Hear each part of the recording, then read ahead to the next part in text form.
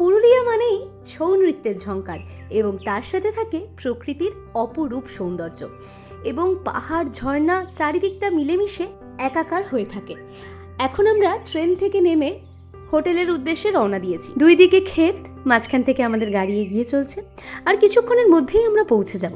এই দেখো, কথা বলতে বলতে পৌঁছে গেলাম কিন্তু হোটেলে। এবার আমরা ব্রেকফাস্ট সেরে, দুপুরের লাঞ্চ সেরে তারপর আমরা বেরোবো বিকেলবেলা ঘুরু করতে। কোথায় যাচ্ছি সেটাও তোমাদেরকে দেখাবো। এখন দেখো, আমাদের বড়রাও কিন্তু বাচ্চা হয়ে গেছে, কি সুন্দর দোল খাচ্ছে, আর চারিদিকটা কতটা সুন্দর লাগছে। আর এদিকে চলছে ব্রেকফাস্ট পর্ব। আবার এদিকে হরষিত কাকু হাতির পিঠে ওঠার চেষ্টা করছে, কিন্তু আর উঠতে পারলো না। আবার এইদিকে যাদের ব্রেকফাস্ট হয়ে গেছে তারা এসে দোল খাচ্ছে। আমিও কিন্তু খেয়ে নিয়েছি, খুব সুন্দর মজা করেছি আমরা হোটেলে। এরপর লাঞ্চ করে নিয়েছি। লাঞ্চের পর আমরা বেরিয়ে পড়েছি। এখন আমরা কোথায় যাব সেটা কিন্তু তোমাদের সাথে অবশ্যই শেয়ার করব। একটা অপরূপ মনোমুগ্ধকর পরিবেশ। এই জায়গাটা কোথায় তোমরা কি গেস করতে পারছো? হ্যাঁ, আমি বলবো তো অবশ্যই, কিন্তু তোমরা একটু গেস করো তো, দেখো তো বুঝতে পারছো কিনা কোথায় নেমেছি আমরা। এটা হলো পুরুলিয়ার এক অপরূপ সৌন্দর্যময় একটা জায়গা, যার নাম খয়রাবেড়া ড্যাম। এখানে আমরা এসেছিলাম প্রকৃতির মধ্যে নিজেকে খুঁজে পেতে। চারিদিকটা অসম্ভব সুন্দর, আর একটু পরেই সানসেট হয়ে যাবে। ভাবতে পারছো এই পাহাড়ের মাঝখান থেকে যখন হলুদ সূর্যটা দেখা যাবে কি না সুন্দর লাগবে, দেখো। আর এখানে সবাই আবার রিলস বানাচ্ছে। সত্যি ওখানে গিয়ে কিন্তু মন চাইবে নাচ গান সব কিছু নিয়ে মেতে থাকি। আমরাও অনেক ফটো তুলেছি বইকি, তবে ফটো ভিডিও সব কিছু তোলার থেকেও যেন প্রকৃতিকে কাছে পাওয়ার আনন্দটা একদম অন্যরকম। এখানে একটা দোকান দেখতে পেলাম যেখানে কুমড়ো ফুলের বড়া এবং আরও আনুষঙ্গিক প্রচুর কিছু ভাজাভুজি পাওয়া যাচ্ছিল। তো আমি একটা আলুর বড়া নিয়েছিলাম আর কুমড়ো ফুলের বড়া নিয়েছিলাম। সেটা খেতে খেতেই চোখে পড়লো, আরে এখানে তো সুন্দর একটা দোকান দেখা যাচ্ছে, চলো তোমাদেরকেও ঘুরিয়ে নিয়ে আসি সেখান থেকে।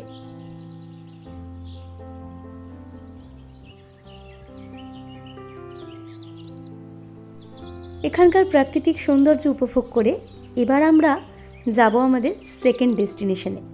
সেটা হলো পুরুলিয়ার বিখ্যাত মুখোশ গ্রাম, যেখান থেকে ছৌ নৃত্যের মুখোশগুলো সব জায়গায় ছড়িয়ে যায়। দেখতেই পাচ্ছ বিভিন্ন ধরনের মুখোশ রয়েছে এবং সেখানকার শিল্পীরা নিজের হাতে ওখানে বসেই কিন্তু মুখোশটা তৈরি করছে। পুরুলিয়ার ছৌ নৃত্যতেই সবথেকে বড়, রঙিন এবং ভারী মুখোশ ব্যবহৃত হয়। মুখোশগুলো প্রধানত কাগজের মণ্ড, মাটি এবং কাপড়ের স্তর দিয়েই বানানো হয়। এছাড়াও বাঁশের কাঠামো, খড় এগুলো তো থাকেই। ঝাড়খণ্ডের সেরাইকেলাতেও কিন্তু ছৌ নৃত্যের প্রচলন আছে, তবে পুরুলিয়ার ছৌতে যেরকম ভারী মুখোশ ব্যবহৃত হয় সেরকম ভারী মুখোশ সেখানে ব্যবহৃত হয় না। আমাদের মুখোশ গ্রাম ঘোরা কমপ্লিট। এবার আমরা হোটেলের দিকে রওনা দিয়ে দিয়েছি। হোটেলে এসে আজকে এলাহি আয়োজন, কারণ আমাদের সব থেকে বয়োজ্যেষ্ঠ সদস্য সেই জেঠুর বার্থডে সেলিব্রেশন হচ্ছে। তারই কিছু ঝলক তোমাদের সাথে ভাগ করে নি, চলো।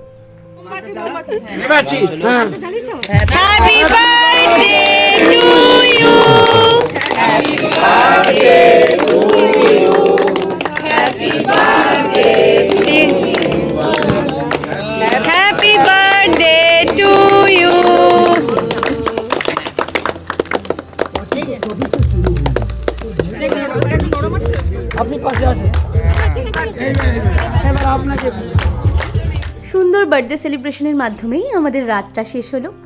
তারপরে ডিনার করে আমরা যে যার রুমে চলে গেছিলাম।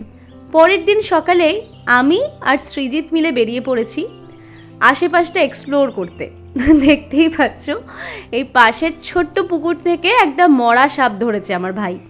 সেই সাপটাকে নিয়ে আমরা কিন্তু এখন এক্সপেরিমেন্ট করব ভাবছিলাম, কিন্তু আলটিমেটলি আমরা সেটা করিনি। সেটাকে আমরা আবার ফেলে দিয়েছি একটা জায়গায়। এরপর আমরা বেরিয়ে পড়েছি গাড়ি নিয়ে। আমাদের সেকেন্ড দিন কোথায় কোথায় ঘুরছি সেটা তোমাদেরকে দেখিয়ে দিই। এটা হলো লহরিয়া শিব মন্দির, এখানে ভোলা মহেশ্বরের স্থান।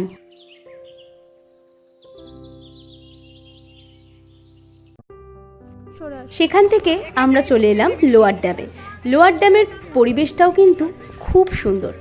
খুব সুন্দরভাবে চারিদিকটা দেখে আমরা এবার যাচ্ছি সীতাকুণ্ডের দিকে। হিন্দু পৌরাণিক কাহিনী অনুযায়ী ত্রেতা যুগে নাকি রাম এবং সীতা বনবাসে এখানে এসেছিলেন এবং সীতার তৃষ্ণা নিবারণের জন্য রাম এক তীর দিয়ে মাটির নিচ থেকে জলের উৎস বের করেছিলেন। এই যে দেখো, এই জায়গাটা থেকে জল বেরোচ্ছে, তাই এই স্থানটি সীতাকুণ্ড নামে পরিচিত। তবে স্থানীয় মানুষরা বলছেন টুন্দ্রা সম্প্রদায়ের লোকেরা শিকারের আগে এই কুণ্ডের জল দিয়ে নাকি হাত ধুয়ে জল খেয়ে প্রার্থনা করেন, কারণ এটি পবিত্র সেই জন্য। দেখতেই পাচ্ছ, আমরাও সেই পবিত্র জল নিজেদের গায়ে নিয়ে নিচ্ছি এবং প্রণাম করে তারপর আমরা পরবর্তী জায়গায় যাব। তো তার আগে এখানে মাছ ধরা চলছে, তো আমাদের হরষিত কাকু কিন্তু এখানে চলে গেছে মাছ ধরতে।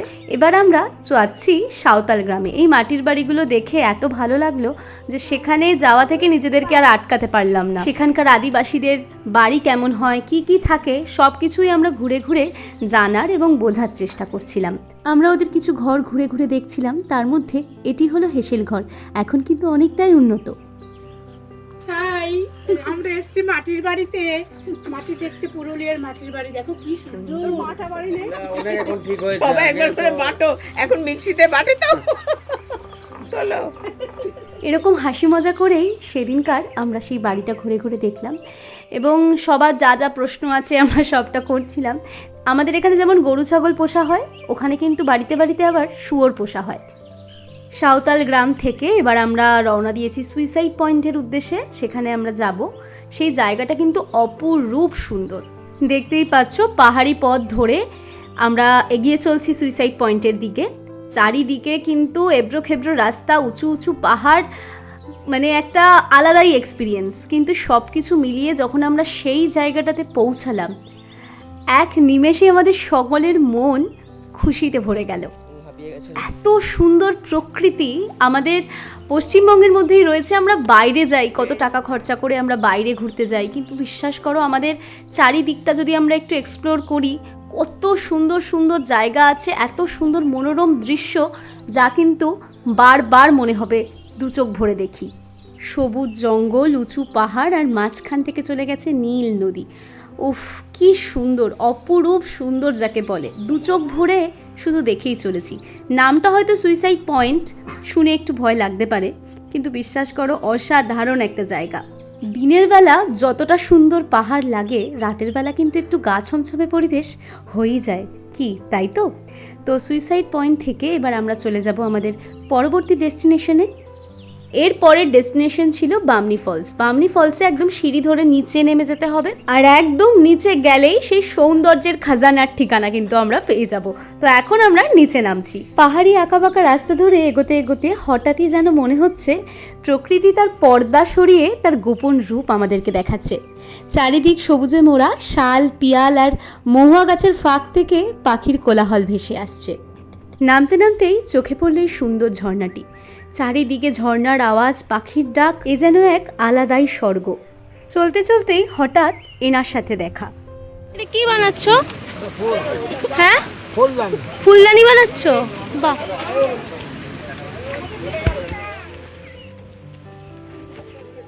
দূর থেকে শোনা যাচ্ছে জলের গর্জন, আর তারই মধ্যে থেকে আমরা হেঁটেই চলেছি। অনেকটা পথ দেখতে দেখতে হাঁটলাম, উঁচু নিচু, ব্যাস আর বেশি দূর নেই, প্রায় চলে এসেছে। কাছে আসতেই দেখা মিলল পাহাড় বেয়ে নেমে আসা সাদা ধপধপে ঝর্ণার। প্রায় 80 ফুট উপর থেকে জলধারা নিচে পড়ে তৈরি করেছে এক স্বচ্ছ শীতল জলাশয়, যেখানে সূর্যের আলো পড়ে রূপালি ঝিলিক তুলছে। উপর থেকে নিচে নামার পথটা একটু কষ্টকর হলেও এই দুধের মতো সাদা ঝর্ণা দেখে কিন্তু মনটা আমাদের খুশি খুশি হয়ে গেল। পুরুলিয়ার এই জায়গায় এসে বুঝলাম প্রকৃতি কিন্তু কখনো নিরাশ করে না। এই ফলস যেন আলাদা একটা অনুভূতি। এরপরে আমরা গিয়েছিলাম তুর্গা ফলসে।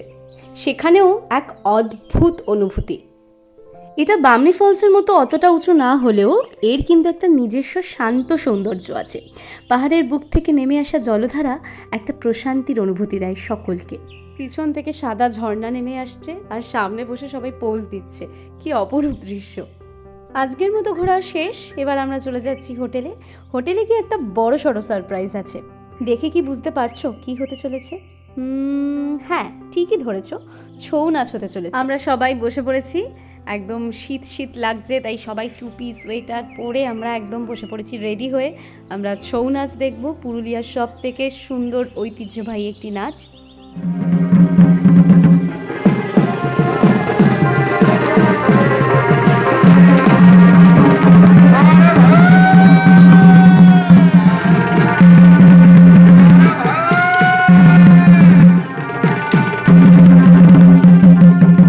দেখতেই পাচ্ছ ছৌ নৃত্যের সাথে কিন্তু ধামসা, ঢোল, শিঙা এবং প্রভৃতি ঐতিহ্যবাহী যে বাদ্যযন্ত্রগুলো সেগুলো কিন্তু ব্যবহার করা হচ্ছে, কখনো খুব ধীরে কখনো খুব দ্রুত, যেটা আমাদের কাছে নাচটাকে আরও অনেক বেশি নাটকীয় এবং আকর্ষণীয় করে তুলছে।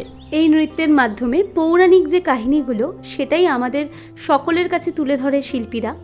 এখানে যেমন আমরা এখন মহিষাসুর মর্দিনী দেখছি। ছৌ নৃত্যের এই রঙিন মুখোশ যখন আমরা দেখলাম আমাদের কিন্তু চোখ ধাঁধিয়ে গেল, এত অপরূপ সুন্দর। কিন্তু এই মুখোশের ওজন থাকে প্রায় 5 থেকে 8 কেজি বা তারও বেশি ভারী হয়। বিশাল মুকুট, পালক, পোশাক সব মিলিয়ে একটা শরীরের ওপর কতটা চাপ সেই নিয়ে তীব্র তালে তারা লাফ দিচ্ছে, ঘুরছে, এটা কিন্তু সত্যি সবার দ্বারা সম্ভব নয়। এই মুখোশটা পরে আমি বুঝলাম যে দেখার জায়গাটা, চোখের যে সামান্য ফাঁক সেখান থেকে কিন্তু খুব সামান্যই দেখা যায়, আর সেটা পরে এতক্ষণ ধরে নাচ করা, তাদেরকে শতকোটি প্রণাম। তারপর সব শেষে তাদের সাথে আমরা একটু পায়ে পা মেলাচ্ছি, কোমর দোলাচ্ছি, তোমরা দেখতেই পাচ্ছ। আমাদের কিন্তু খুব খুব খুব মজা হয়েছিল। এইভাবেই হাসি মজার মাধ্যমে আমরা সেদিনকারের রাতটা কাটালাম। তৃতীয় দিনে আমাদের ডেস্টিনেশন ছিল প্রথমেই মাথাবুরু পর্বত। এখানে আমরা দেখতেই পাচ্ছ উঠছি সিঁড়ি ভেঙে। স্থানীয় ভাষা অনুযায়ী বুরু মানে পাহাড় এবং মাথা মানে শীর্ষ, সেই জন্যই এখানকার নাম মাথাবুরু। কেমন লাগছে বলো? খুব ভালো লাগছে, খুব মজা লাগছে। খুব মজা লাগছে নাকি? বলে বলতে তো হবে।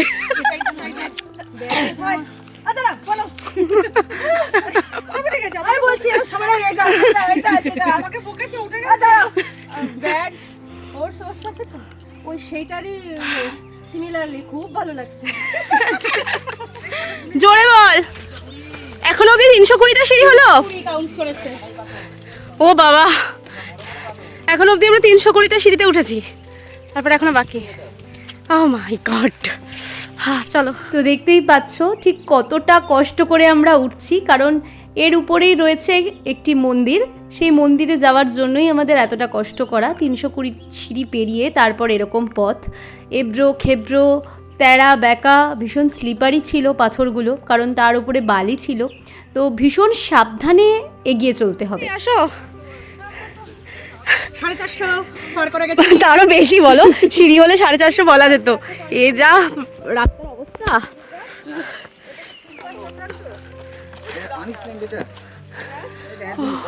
এই রাস্তা দিয়ে কি করে উঠবো? এখান থেকে উঠতে হবে।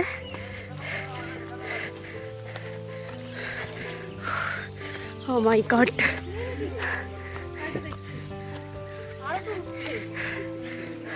শেষ নেই, শেষ নেই, এখনো টাইম লাগবে। এরকম পথ ধরে আমরা এগিয়ে চলছি, এখনো অনেকটাই বাকি। আমরা হাফ রাস্তারও কম এসছি, প্রায় আধ ঘন্টা ধরে হাঁটছি। আরও অনেক দূর, কত দূর আমরা জানি না, শুধু হেঁটেই চলছি। আমরা উপরে উঠছি আর উপর থেকে প্রচুর মানুষ নেমে আসছে। তাদের একটাই কথা যে কেউ শেষ অবধি যেতে পারছে না, ভীষণ কষ্টকর পথ, আর রোদের তেজটা এতটাই প্রখর যে কারোর পক্ষে সম্ভবই হচ্ছে না আরও এগিয়ে যাওয়ার। একটা সময়ের পর গিয়ে আমরাও হাল ছেড়ে দিয়েছিলাম। প্রথমে একটু কষ্ট হচ্ছিল, ভাবছিলাম এতটা এসেও যেতে পারলাম না, কিন্তু তারপর হার মেনেই নিলাম এক প্রকার। প্লিজ বলো বলো বলো।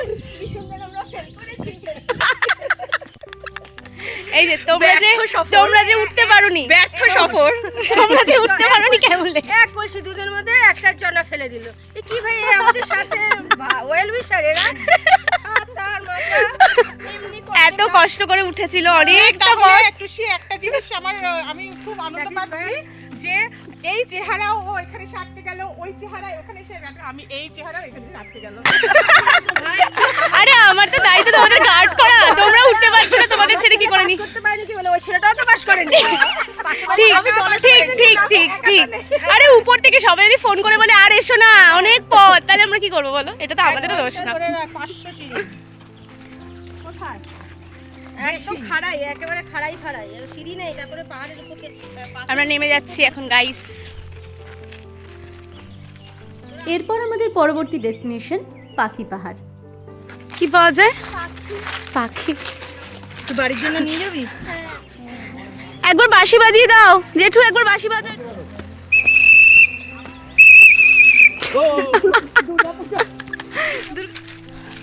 আমরা এখন যাচ্ছি পাখি পাহাড়।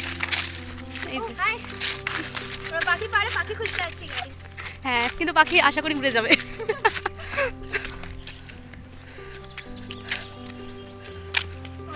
পেয়ে গেছে ফাইনালি, অনেকটা হাঁটার পরে। নামটা যেমন সুন্দর, জায়গাটাও কিন্তু তেমনই অসাধারণ। এখানে পাহাড়ের গায়ে খোদাই করা আছে বিশাল বিশাল পাখির মূর্তি, যেন পাথরের বুক ছিঁড়ে তারা উড়ে যেতে চাইছে আকাশে। এইগুলো এক একটা অসাধারণ শিল্পকর্ম। এখানে যেন মনে হচ্ছে শিল্প আর প্রকৃতি একে অপরের হাত ধরাধরি করে দাঁড়িয়ে রয়েছে। ছবিটা কিসের বলতে? এগুলো পাথরের যে ছোটবেলায় সহজ পাঠে ছিল না বাচ্চাদের, সেগুলো আঁকা। সেইগুলো আঁকা। সব কিছু শেষে এবার আমাদের স্টেশনে যাওয়ার পালা। সেখান থেকে আজকে ট্রেন ধরে আমাদের বাড়ি ফেরার পালা। তার আগেই একটু মজা, আনন্দ আর প্রাণ ভরে নিঃশ্বাস নেওয়া। তো আজকের ব্লগটা এইটুকুই। তোমাদের কেমন লাগলো অবশ্যই কিন্তু কমেন্ট বক্সে আমাকে জানিও। পুরুলিয়ার আরও অনেক সুন্দর সুন্দর জায়গা রয়েছে, কিন্তু সেগুলোর ভিডিও এই মুহূর্তে আমার কাছে না থাকায় ব্লগে আর অ্যাড করতে পারলাম না। আজকের জন্য টাটা।